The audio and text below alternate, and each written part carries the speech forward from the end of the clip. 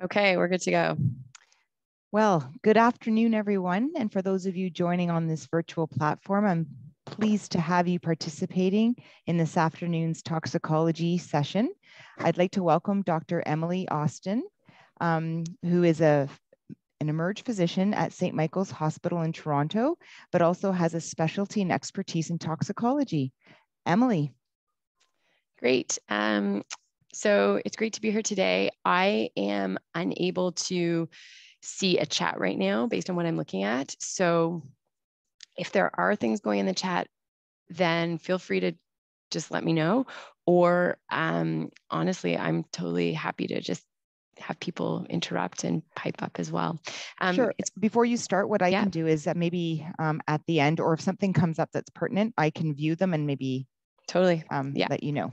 Sounds great. I am an emerge physician at St. Mike's here in Toronto, and I also work as a toxicologist at the Ontario Poison Centre. And thanks very much. It's great to be here today to share some cases that we've had recently come through. Today, what I'm going to be speaking about is decontamination, serotonin toxicity, and amlodipine toxicity. And all of these are cases that have been initially managed by emergency medicine physicians and that I have been involved with through the Ontario Poison Centre. I don't have any disclosures, except that what I will be speaking about today is toxicology. And as is obvious to everybody, toxicology is really not a specialty like cardiology or basically many other specialties where we have large randomized controlled trials to have an evidence base to make decisions for management of patients. Really, in toxicology, we rely quite a bit on observational evidence for uncommon presentations to try to guide us and make the best decisions for patient management. And some of that will come into what I'm talking about a bit today. So with no further ado, we'll get right to it. The first part of my presentation is going to be about decontamination. So the overarching principle of decontamination when it applies to the management of poison patients is that we're trying to minimize absorption of some type of exposure. And in doing so, our goal is going to be to prevent toxicity. And available to us in the emergency department, we mainly have 3 modalities available for decontamination. I'm not sure if there's anybody on the call who's ever been involved with a case where somebody's taken Ipecac, but Ipecac previously was used to induce vomiting in people and is really, there's no indication for it whatsoever anymore. I have no experience with it myself.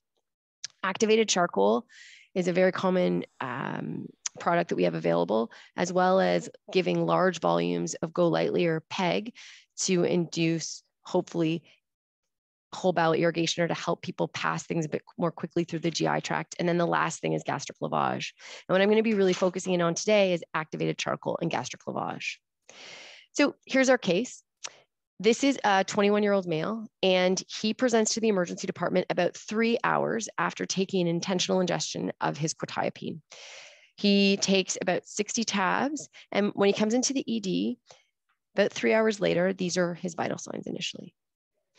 So when you think about this case, this is a sort of young, previously healthy patient, and he's taken an overdose of an atypical antipsychotic.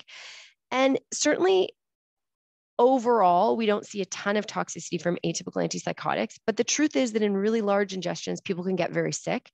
And certainly quetiapine would be one of those pills where we would be concerned about things like seizures, decreased GCS, some of the hemodynamic complications like hypotension. He's taken this overdose about 3 hours ago. And of note, the formulation of quetiapine that he took was an extended release formulation. Furthermore, on his arrival, he's already showing some signs of toxicity. So it's 3 hours out and he's already a bit tachycardic and has a soft BP and maybe a little bit drowsy. Is this a patient that we would consider decontamination in? So what we have to kind of guide us in terms of our evidence base, there's 2 main publications that come from a group of toxicology bodies, basically the North American sort of toxicology body, as well as the European Association of Poison Centers. And the 2005 publication is pretty dated now, but it says that activated charcoal is certainly reasonable within 1 hour. And the 2013 paper is the publication that's about GI decontamination through lavage. And really that paper says that there's no evidence for it. But kind of where we're at right now is that we're starting to wonder, because of more evidence that's come to light, if there is actually a bit of a longer window where we could consider decontamination beyond just the 60 minutes. So what I've got on the screen is actually a picture of a gastric aspirate from day 8 of a patient who presented with a very severe venlafaxine overdose. So this is actually in a publication, and the case was managed by our colleagues in Nova Scotia. And this is of a young woman who presented after a venlafaxine overdose that required ECMO and that she survived from. And on day 8, she still had not passed a bowel movement, and they attempted to aspirate from her OG tube. And what they pulled out were these tiny little pill fragments that you can see, which were the cases of the extended release venlafaxine pills that she had taken 8 days ago. So this is really interesting. I'm not suggesting there's actually venlafaxine drug in these cases, but the point is that she still had not passed these small pill casings beyond her stomach at that point on day 8. Certainly, we've increasingly become familiar with the idea that drug absorption after overdose is slower than in the non-overdose setting. So just a few studies to highlight. One is a prospective study, took a bunch of people that came in after an overdose and showed that in a small percentage of people, there are still pills in the stomach 4 hours after their overdose. An interesting study out of New York looked at a bunch of patients who had died by overdose. So they took patients from the forensic world who had died by overdose, and they went on to show that there were pills throughout the entire GI tract. Furthermore, another study showed, this was prospective as well, that after an overdose, people tend to have delayed gastric emptying. So this was from radionucleotide scintigraphy that they were able to show this. And overall, what it sort of confirmed was this idea that many drugs have slower absorptive properties after an overdose. And specifically, modified release preparations and drugs that slow the GI tract are found to do this. And when I think about drugs that slow the GI tract, I might think about things like anticholinergic drugs or opioid drugs. So that same group that published that position statement back in 2005 for activated charcoal has recently published an updated statement. And this is published in 2021, and essentially is summarizing this new evidence that actually there may be a benefit to giving activated charcoal up to 4 hours post-ingestion, and especially true in cases of modified release preparations, opioids, and anticholinergics. So when we think about this patient that I've introduced you to, this 21-year-old guy who's taken all of this olanzapine 3 hours out, he certainly would be a candidate for decontamination, and he should be receiving activated charcoal. Consider this case. So this is a real case, and it's a 67-year-old male who gets into a fight with his wife and goes into the washroom, and at 23:15, so 11:15 p.m., takes 70 tabs of his bisoprolol. He comes out of the washroom, and they call an ambulance, and he goes to the hospital. And on arrival at triage in the emergency department, overall, he's pretty asymptomatic, maybe a little bit tachycardic. So as everybody knows, beta blocker overdose is pretty serious. And certainly we're going to think of it as presenting as slow and low. People will have bradycardia, conduction defects. They can have severe hypotension, cardiogenic shock. It can be very challenging to manage. There's a couple wonky beta blockers that can make it more interesting for us. I've actually never managed a sotalol overdose myself. They're quite rare, but sotalol is associated with inhibition of one of the potassium channels, so you can get long QT syndrome, potentially torsades. And as well, propranolol is one of the more common beta blockers that people might take in overdose that's more widely available, certainly than sotalol. And propranolol is associated with sodium channel blockade and seizures. In general, the management of a severe beta blocker overdose is pretty resource intense. And things that we would be thinking about would be stuff like calcium, epinephrine, or calcium, high-dose insulin euglycemic therapy. Often these patients require multiple vasopressors. And the question here, because we're not really there yet, is there a role for decontamination? So we're 70 minutes post-ingestion. And when I'm on the phone talking to the emerged physician, the real question that we're thinking about is, should we be initiating gastric lavage in this patient? So I am of the mind that gastric lavage is within the scope of emergency medicine. It involves, I'm not really here to talk out the procedure in detail, but just to sort of summarize it, it involves using a large orogastric tube, which many emergency departments no longer stock, but they can be ordered. So you have a large sort of 36 to 40 French OG tube. And you would position the patient probably on their left lateral decubitus side. Some people do it with the patient sitting upright. If you put them on the left lateral decubitus side, the pylorus is going to be upward. So people say in theory that that would minimize pushing any of the gastric contents further into the small intestine, which would allow further absorption.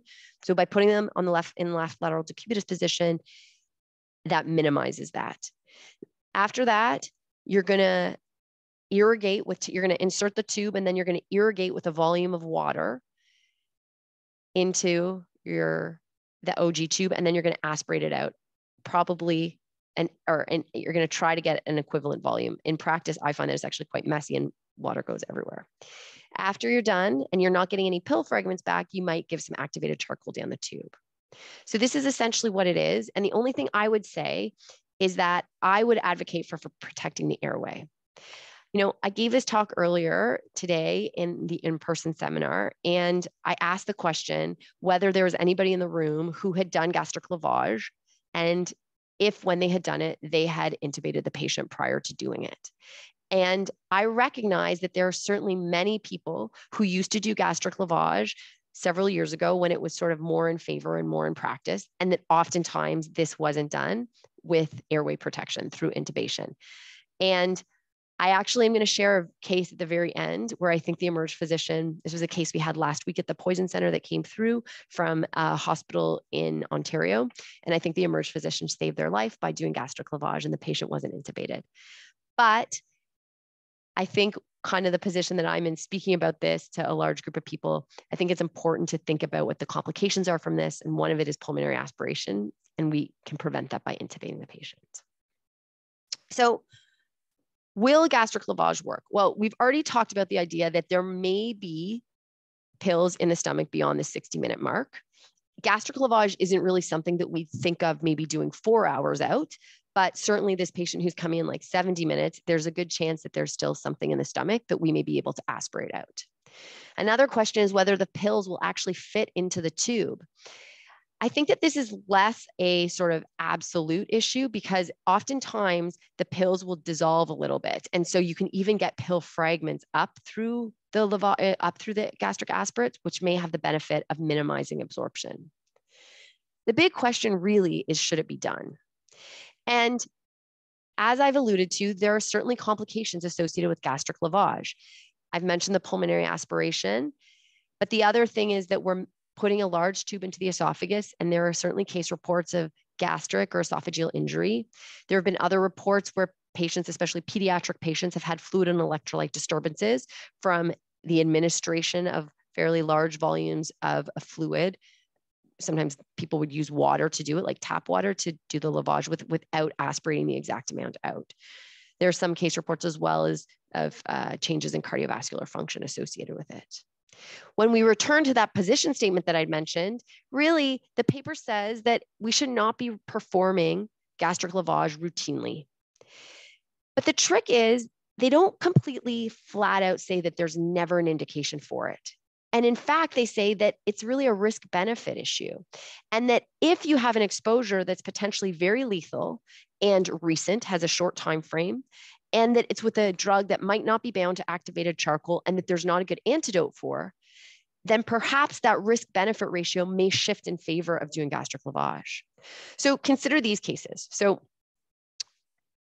if I was to say that a patient had taken 100 tabs, we could even say 1,000 tabs of acetaminophen, I don't think that that would really ever be a case where we would say gastric lavage is indicated here. We know that acetaminophen, if we start our antidote, N-acetylcysteine or Mucomyst, within 8 hours, we have a very good chance of seeing that patient through their overdose, and that patient has a good chance of doing well.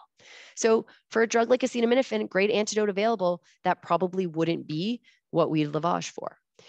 I have propranolol up here because the medical director of the Poison Center and also my boss, Dr. Margaret Thompson, the last patient at the bedside that she did gastric lavage for was a patient who presented within an hour and a half of his propranolol ingestion. The patient went on to live. As I've mentioned, propranolol is a pretty dangerous beta blocker. Fluoxetine, maybe not so much. SSRIs, often people do okay after an overdose of. Colchicine is one of the classic drugs that we think of as being amenable or appropriate for gastric lavage to be done for in the right circumstance. When somebody has a colchicine overdose, there aren't very many options that we can offer to them to manage their overdose. And they don't look sick in the emergency department, but they can go on to develop multi-system organ failure within the next sort of 2 to 7 days. And if we're able to minimize any absorption of the colchicine, that's beneficial. There was within the past couple of years, we've had a case of a 14-year-old female who presented to the emergency department within 45 minutes of taking her colchicine overdose, and she was lavaged and ended up doing well. The reason I have iron gummy pills up here is because that's an example of something that clumps together in the stomach and so won't be easily able to fit up through the holes of the lavage tube. So this case that I'm speaking about, and this is true, I'm not lying about this, this is the way that this resolved. We have our 65-year-old man who's just taken this bisoprolol overdose. He's presented to the ED within 70 minutes. This patient is intubated by an emerge physician who plans to do gastric lavage with a 36 French OG tube, except he cannot find one. So he ends up doing lavage with a 36 French thoracentesis tube. And what the emerge physician tells me is that he does get pill fragments back. So he didn't actually put the chest tube obviously into the chest. He put it through the mouth after the patient was intubated. Somebody asked me that question once, and he got pill fragments back. So this was at about 12:30. And by 3 a.m., this patient is holding their own. Their heart rate 64 and their BP is pretty okay, like is not too bad on a small dose of Levafed. And this would not be what we would typically expect after such a large beta blocker overdose. So I'll never be able to tell you that this emerge doc really saved this guy's life because I don't have the sort of randomized evidence for it, but I actually kind of believe it. By 36 hours post-presentation, this patient was medically cleared to psychiatry. That is not typical for our severe beta blocker overdoses. And I thought I would share that last week I was on call for the Poison Center, and I'll share this. I don't have the full evidence to back it up, but people listening to this this may resonate with them. Through our Poison Center, we've really noted that there's been an increase in pretty lethal and serious exposures in teenagers, like in young teenagers, compared to maybe a few years ago. We're just getting a lot of calls where people have taken bad overdoses. And last week, I got a bad call of a 12-year-old girl who took a really big dose of Benadryl and sertraline. And based on the mg per kg dosing that she took, we were very concerned about this patient. And when we spoke to the doc at the bedside, the patient was starting to show signs of toxicity. She had presented within 2 hours of her overdose, and the doc had already put in an OG tube in and lavaged the patient. He had not intubated her to do it, but he had gotten some pill fragments back. Now, we were still concerned because such a big Benadryl overdose, people can get very, very sick. This patient was transferred to Sick Kids for Quaternary Care Center for the PICU. She never even made it to the PICU. She never developed the signs of toxicity that we were expecting from her Benadryl overdose. She was transferred to Sick Kids and she was admitted to the ward. She ended up doing very well. And in my opinion, it was because this emerge physician ended up helping really decontaminate her. So I would say the take-home points from part 1 are to consider activated charcoal up to 4 hours post-ingestion, and then also to consider gastric lavage in very specific cases of poisoning. And I will say that certainly I'm always happy to talk to a doc or whoever, or a nurse at the Poison Center. And so if you have a case that you want to talk it out to, feel free to call us and to ask to speak to the toxicologist, because these can be tricky to feel like you're sure that you're making the right decision. Is this a significant enough ingestion? Usually you have to make the call when the patient is not showing signs of toxicity yet. So it can be challenging to feel confident making that.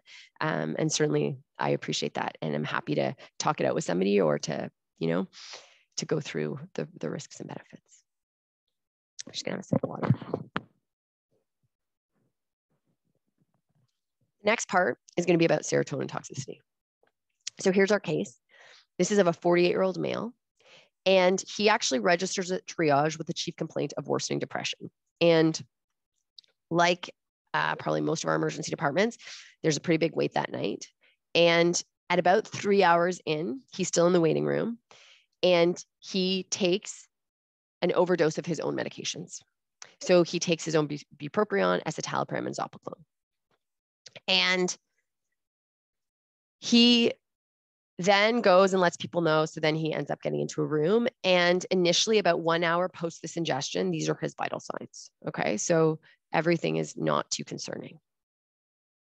And so the team goes ahead and gets some blood work, does an ECG, and gets IV access. And unfortunately, this patient doesn't actually get any decontamination. So we're going to forget about the zopiclone completely right now because it's not as concerning. The two medications that are a bit concerning here are going to be the bupropion and the escitalopram. And actually, whenever I hear about sort of medications like this or a polysubstance ingestion and buproprion's on it, it's really the bupropion that I tend to get nervous about.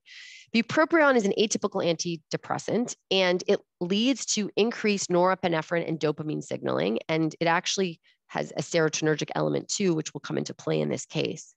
We know that in overdose, bupropion can be very toxic. People routinely have seizures, and there's certainly very significant cardiovascular instability and toxicity associated with bupropion overdoses.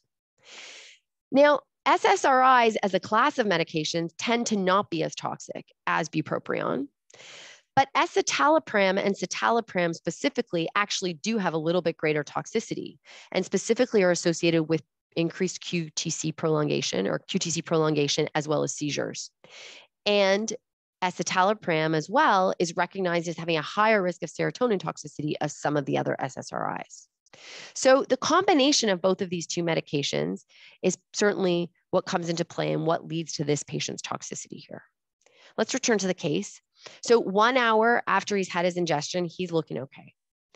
The case evolves, and at 6 hours post-ingestion, the patient's heart rate is 120 and he's becoming a little bit agitated and confused. All I can tell you about his temp is that he's afebrile. Because of the confusion and the mild agitation, he's actually placed into soft restraints and gets a dose of diazepam, 5 milligrams. A few hours after that, he's even more tachycardic, and now he's developing hyperthermia with a temperature of 39.4, and he's agitated and combative. Now he's been given a small dose of lorazepam in between the 6 and 9 hour mark, but at this point, he's actually requiring 4-point restraints. This patient, when I'm speaking to the emerge doc, or to that is actually referred to internal medicine at this point, when we're speaking to the doc at this point, I'm actually in the room with him when he's completing his exam. And some of the other things that the physician tells me is that this patient is very diaphoretic and also has inducible clonus and is hyperreflexic. And the combination of bupropion with escitalopram with this whole picture leads us to the diagnosis of serotonin toxicity. Serotonin toxicity is really what sort of is the same thing as serotonin syndrome. The idea is that with a syndrome, you have to have a very specific set of symptoms or signs. And with serotonin toxicity, the symptoms and signs really present along a spectrum. So somebody could have serotonin toxicity without having every single sign. This is a picture from a very well-cited review article that's a little bit dated now, but actually still sort of foundational and I think can be pretty useful in New England in 2005. And I think when you look at the picture, it actually, if you kind of imagine the case that I'm presenting to you, it actually could be very representative of the patient that I was telling you about. So the patient is diaphoretic, a little bit agitated. They're requiring somebody to try to, or in our case, restraints. This patient's requiring a bit of restraints or somebody at the bedside. This patient certainly has autonomic instability, often hypertensive, potentially tachycardic, and as well as clonus and hyperreflexia.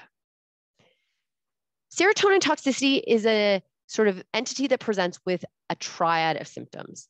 Altered mental status, people are either confused, maybe a bit agitated, as well as autonomic signs. They can have hypertension, tachycardia, oftentimes diaphoresis, certainly GI symptoms like diarrhea or a bit of vomiting. And then the really big one is also that they'll have neuromuscular excitation. And this as well can be on a spectrum. So people can have spontaneous clonus, but maybe not. They may just have inducible clonus. Truly, the spectrum of symptoms is what can make serotonin toxicity challenging sometimes to diagnose. Mild serotonin toxicity can be barely perceptible. People may have a small tremor, but at the sort of more severe end of it, people can have such increased neuromuscular activity that they're almost rigid. And all of this neuromuscular activity is driving their temperature up and is making these patients hyperthermic, which is what leads to the main morbidity and mortality, I should say. For me, I think it's valuable to do a focused assessment for serotonin toxicity when patients have come in after an overdose of a serotonergic agent or in the right setting. So for example, when I talk about it being more subtle, there's certainly lots of reports where people have serotonin toxicity from, they maybe present with nausea and vomiting and diarrhea and a bit of confusion and a bit of a mild tremor. And maybe they have recently had a change in their dosing or an increase in their dosing of one of their SSRIs, for example, or one of their other medications. At the bedside, it's useful to look for hyperreflexia, assess for clonus, assess muscle tone, pupillary size, and diaphoresis. And this, of course, is going to go along with doing an assessment with your vital signs. The question you're going to ask yourself is there a serotonergic drug present? Because this is required for serotonin toxicity to exist. Now, serotonin toxicity is because of increased serotonin signaling. And this arrives from increased serotonin in the synapse. When we look at a neuron where there's serotonin present, there are multiple different ways that we can get more serotonin. So the first is that we can have more precursors of serotonin. Another way that you could have it is you can inhibit the breakdown of serotonin through drugs that are, for example, the MAOIs. I don't see very many patients in my sort of clinical practice on MAOIs anymore, but it's interesting because at the Poison Center, you do actually hear about people who are taking things like phenelzine and stuff like that on occasion. Furthermore, some of the drugs that that are herbal, or the other one is that's commonly used is the harmalines that are part of the mixtures that people take in ayahuasca ceremonies. Those are actually MAOI inhibitors, so they can come in many different places. As well, you can get reuptake inhibition. This would be our classic kind of SSRIs, SNRI type picture. Another place that you can get more serotonin signaling from is from increasing the release of serotonin from the vesicles in the presynaptic neuron. And a classic drug that's going to do that is going to be the amphetamine class. Cocaine will do it a little bit as well. And finally, direct agonism on our postsynaptic serotonin receptors will do it as well. So many, many different drugs are associated with serotonin toxicity. And the important part is that we really have a low threshold to consider it in the emergency department. I'm mentioning here the Hunter criteria, and this is because I actually find the Hunter criteria a little bit, like, I actually find them useful. Not, so if you are familiar with them, I find it difficult to sort of memorize all of this stuff, but it's very easy to look it up. And the Hunter criteria are one set of criteria that are fairly well validated that we can use to assist us with the diagnosis of serotonin toxicity. I'm not going to take us all through this algorithm, but just to kind of explain to you why I actually find it a little bit useful is the first thing is it's going to say, is there a serotonergic agent present? Because if there isn't, it can't be serotonin toxicity. So if you do have the serotonergic drug present, then the next step you're going to ask yourself is, do you have any of the symptoms of serotonin toxicity? And these are grouped in certain ways to make serotonin toxicity likely. Okay. I think it's a pretty useful set of criteria.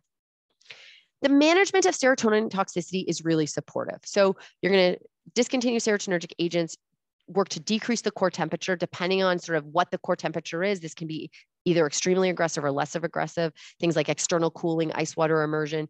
In our session earlier this morning, we had a bit of a conversation about that. I'm happy to chat about it more if we want to. The other thing that's key here is that we need to decrease muscle activity. And the best way to do this is going to be benzodiazepines. And if a patient is not responsive to that or isn't responding to that, you're going to escalate the decreasing muscle activity with things like propofol and a neuromuscular blockade. So this is the first time I've ever used this animation in a presentation. The big sort of thing that I haven't talked about yet is, what about the antidote, or what about cyproheptadine, which is a commonly recognized antidote for serotonin toxicity?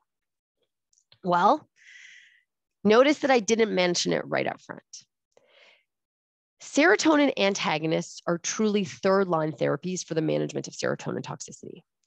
There are many different serotonin antagonists. Cyproheptadine is likely the most well-known, I'd say, but certainly there are others such as chlorpromazine. Some of the atypical antipsychotics like olanzapine have been used as a serotonin antagonist before.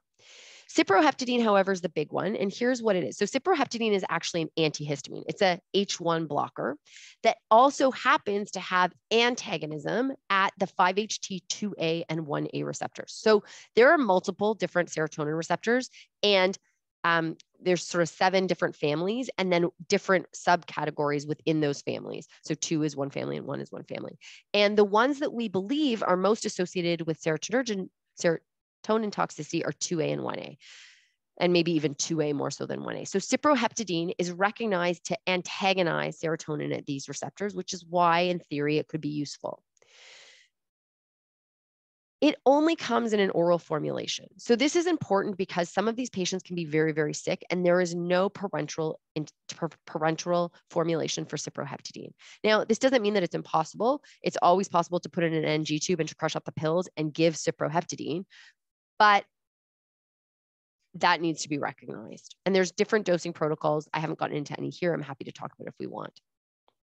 The other point, which I think is kind of like the big point here, is that the evidence for cyproheptadine is entirely observational again, and really shows that it's been used to effect in cases of mild and moderate toxicity.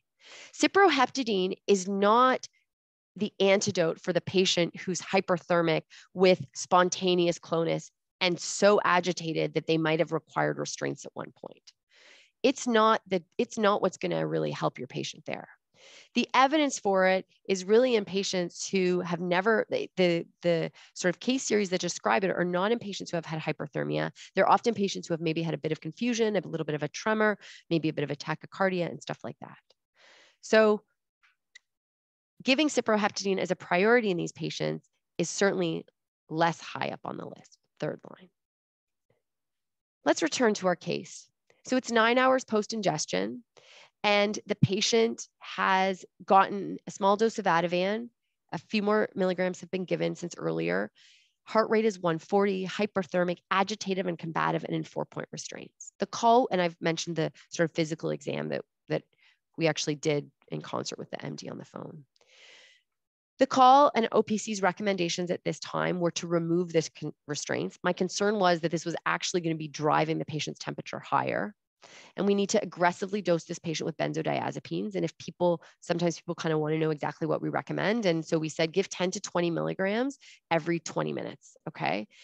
And the trick is that if this patient wasn't turning a corner quickly, sort of within about 20 minutes, or if their temperature was increasingly rising, then we recommended going ahead and giving propofol and paralyzing the patient to minimize the neuromuscular activity.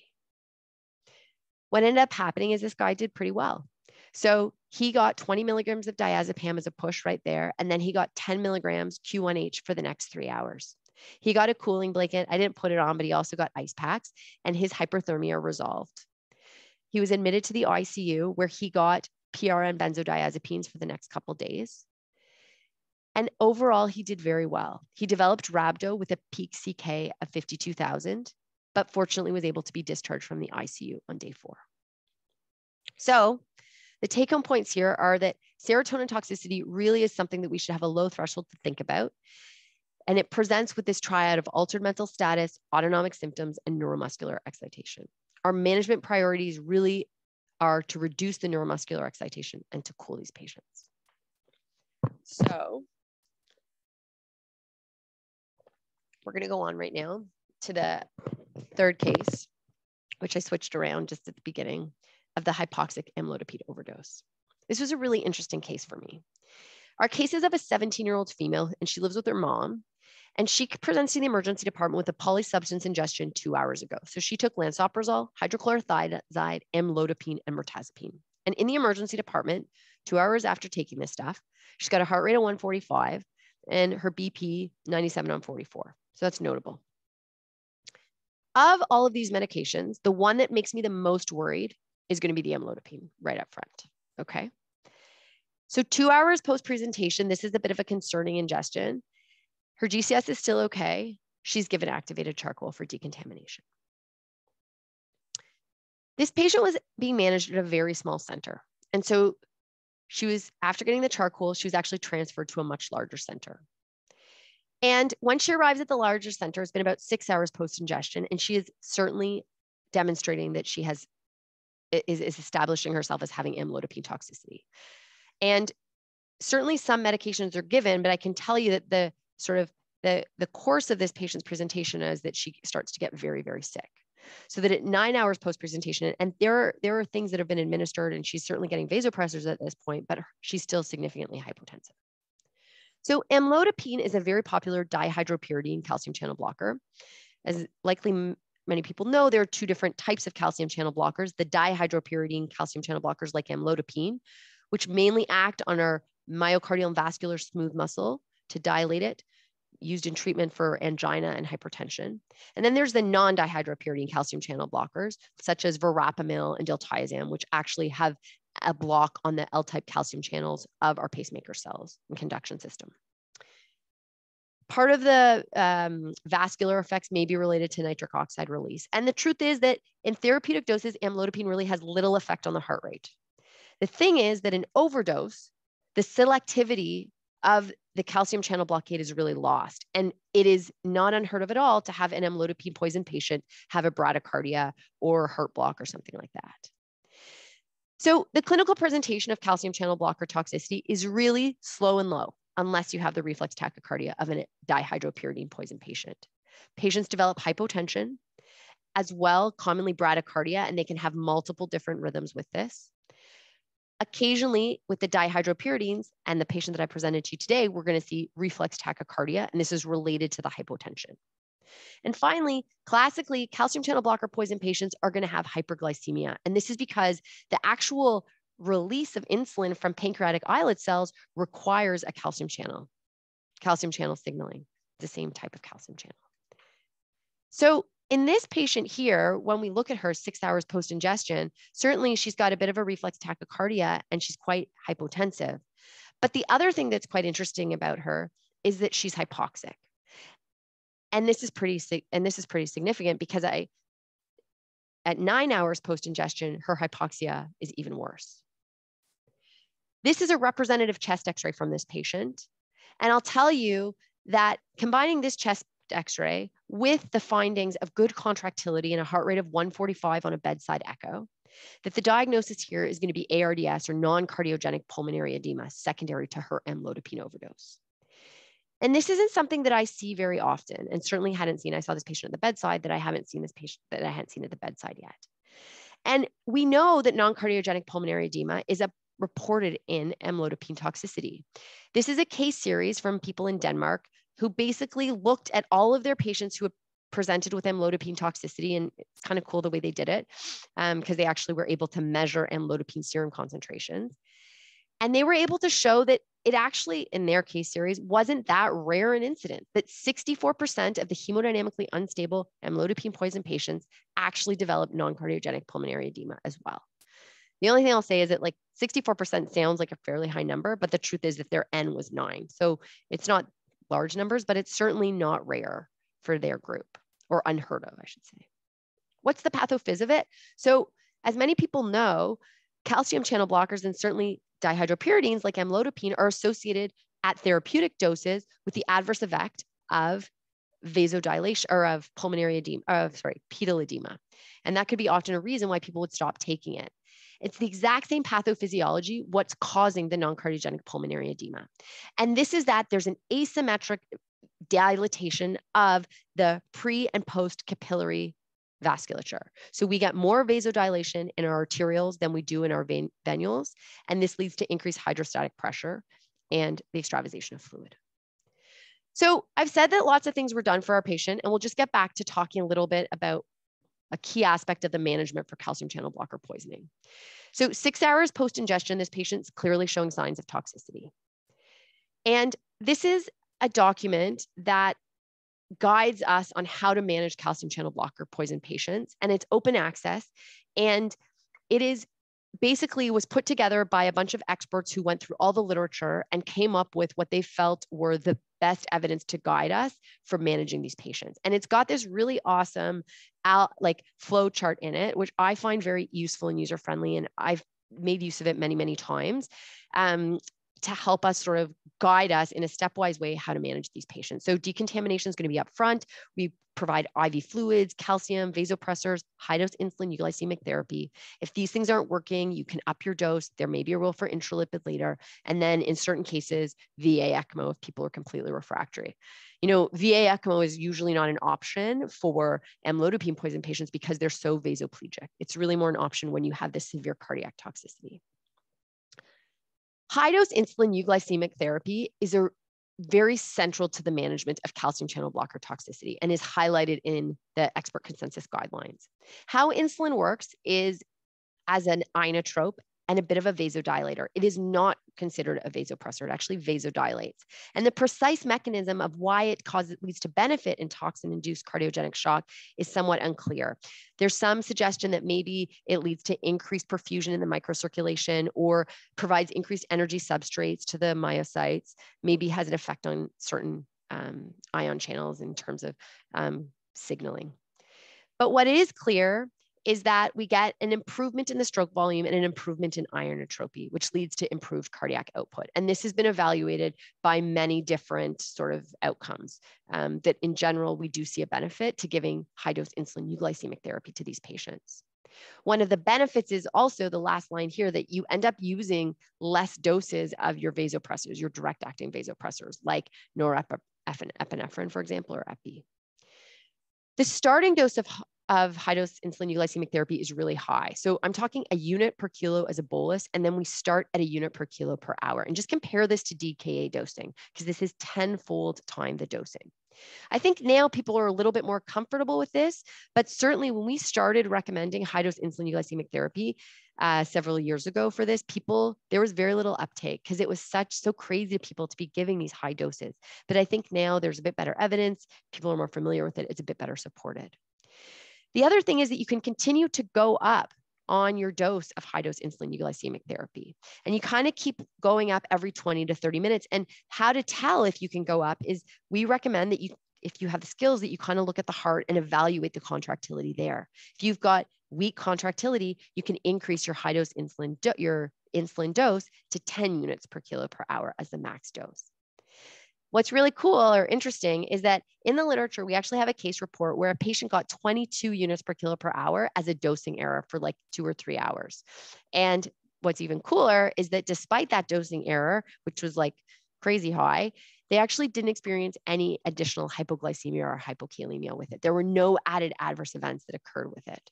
So giving this 10 units per kilo per hour, recognizing that you need to monitor for hypoglycemia and hypocalcemia is not in and of itself unsafe.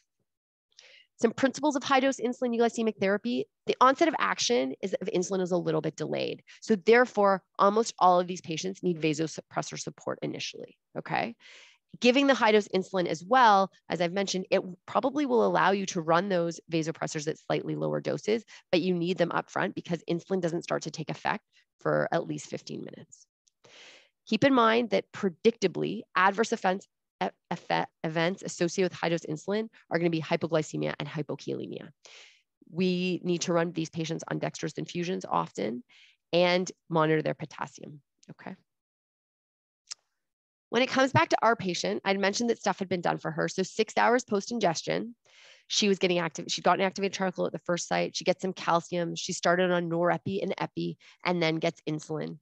And I mentioned that she hadn't, by 9 hours, she wasn't doing well, but by 12 hours of note, she's actually doing okay. Well, I mean, she's doing better. So this patient, because of her pulmonary status, she's put into the prone position and paralyzed, and she's given inhaled nitric oxide. Her insulin infusion is running at 10 units per kilo per hour now. As well, she's getting high-dose norepinephrine, epinephrine, and vasopressin. The outcome of this case is really good, actually, because she turns around. By day 4, this patient's extubated, and by day 6, all pressors are weaned. Day 16, she's discharged home. So The take-home points here are that amlodipine overdose can really be associated with hypotension, tachycardia or bradycardia, and hyperglycemia, as well as non-cardiogenic pulmonary edema. And our management principles involve calcium, vasopressors, and high-dose insulin euglycemic therapy. So that's actually what I have for today. I'm happy to take any questions. I've got 5 questions. Oh, 5 minutes. Okay, so we've got 5 minutes left. I'm going to see if I can switch to the Zoom platform. And thanks so much for tuning in and for listening. I appreciate it. Oh. Right. Okay. Can everyone hear me all right? It's Marissa. I have to stop sharing. Oh, okay. Yeah. There we go. Hi, everyone. That was awesome, Dr. Austin. Thank you.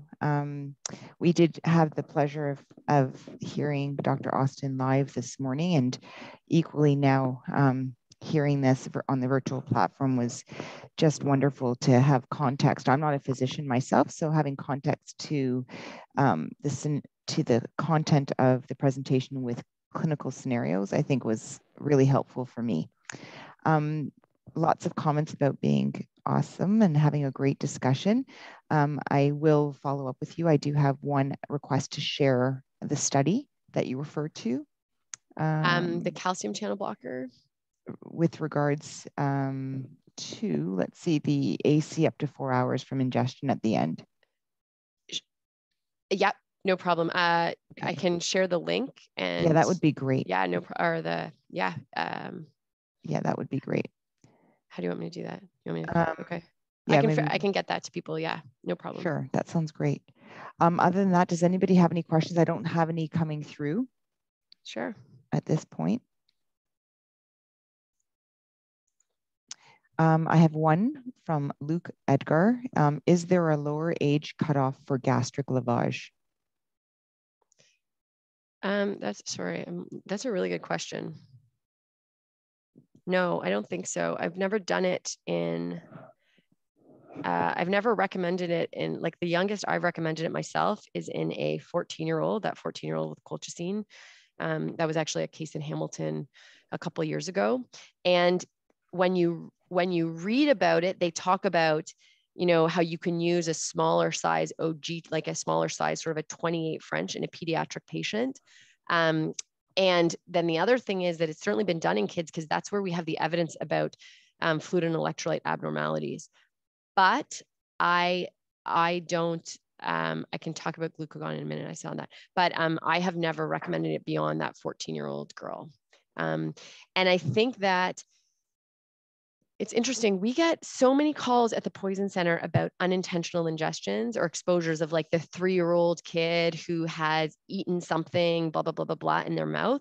They tend to not be the most large overdoses. So when we get those calls, the majority of the time we're sending the kid in for like a mouthful of charcoal, as opposed to the intentional ingestion, like that 14-year-old girl, she'd taken all of her mom's colchicine. Now, I'm not so naive to think that 14-year-old girl might not be a 10-year-old boy next week, and I know that they say this kind of, you can use when it's like written in the literature, and what I have in my mind is like 28 French, but I'd have to look it up for sure if I'm recommending it. And that's what I got.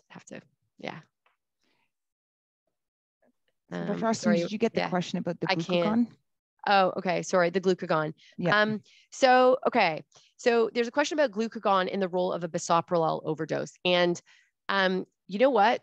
I will tell you my honest opinion. So I was trained at the Ontario Poison Center, and OPC does not love glucagon. And the reason that they don't love it is because glucagon, the adverse effects associated with glucagon are nausea and are vomiting.